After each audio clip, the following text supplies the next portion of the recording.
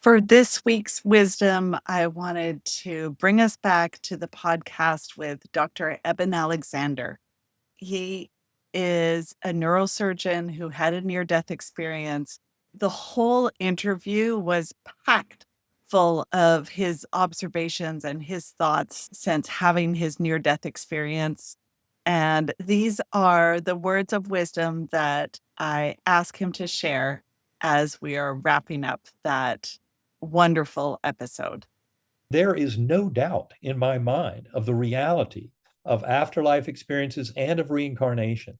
And as a society, we are waking up to the great wisdom that comes from this deeper acknowledgement of the empirical evidence that supports our continuation as souls and also, more importantly, our connection as souls.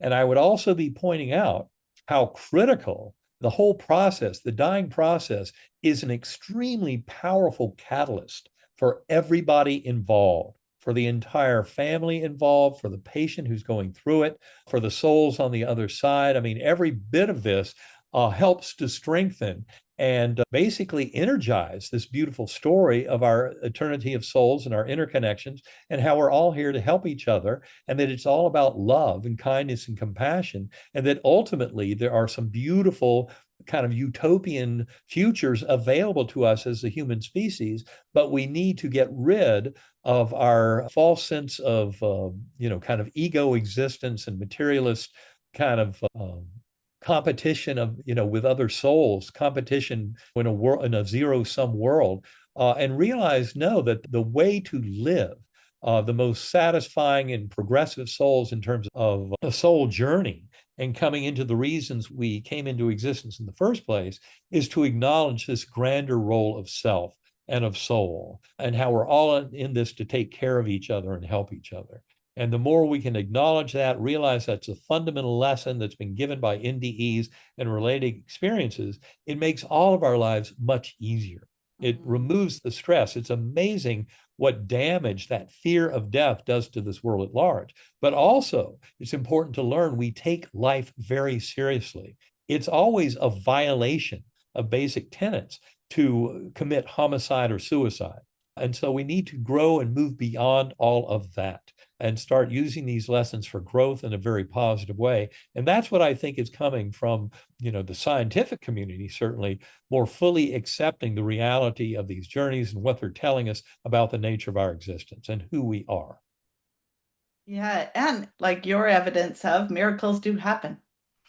Miracles do happen. And that's a very important thing to stress.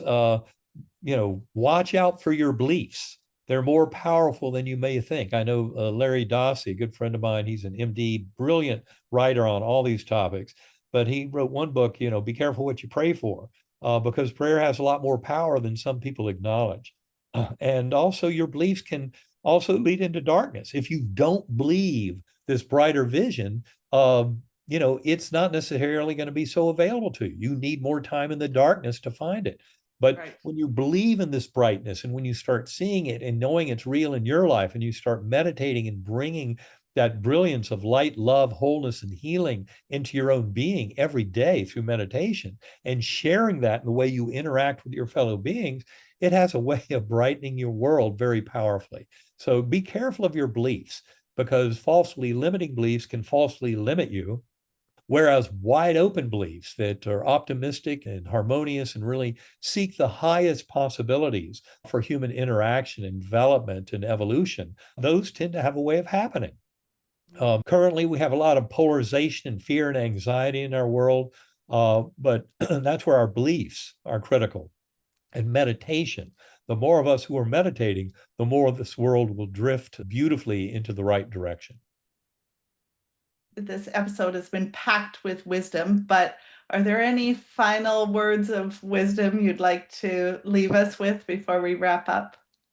I think the most important thing is for people to realize how important beliefs are and to start adventuring by seeing themselves as this higher soul over multiple lifetimes that's here to bring good to the world, to make make other people much more kind of comforted with their living and harmonious sense of coexistence, that the more we focus on those kinds of very positive interrelationships, the more it can lead to a very positive development in this world at large. And I think if you'll experiment with your power of belief and meditation, you will rapidly find that you are a far more willful being than materialist scientists would grant you. In fact, many materialist scientists would scoff at you for even claiming to have free will.